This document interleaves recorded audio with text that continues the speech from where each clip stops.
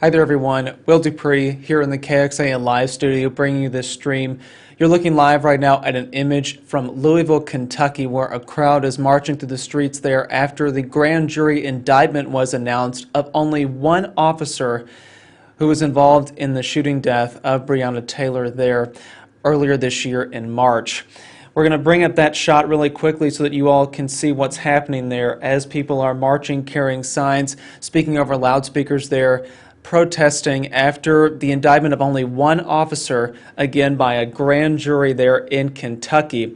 What we know right now is that the jury announced that fired officer Breonna Taylor was charged with 3 counts of wanton endangerment in connection to the police raid of Taylor's home. The Kentucky Attorney General said those charges just a few moments ago stemmed from bullets being fired into a neighboring apartment. So not the one that Breonna Taylor and her boyfriend were in. The Attorney General for Kentucky also said just a few moments ago that the grand jury ruled the shooting death of Breonna Taylor as justified because her boyfriend fired at officers first.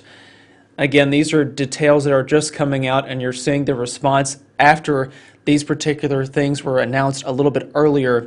People are taking to the streets in Louisville. We're going to leave up that image just for a moment and let you hear kind of what the scene is there in Louisville. And in just a few minutes, I'm going to talk about some of the protests that have already been announced for Austin this evening after today's announcement from the Kentucky grand jury related to the killing of Breonna Taylor.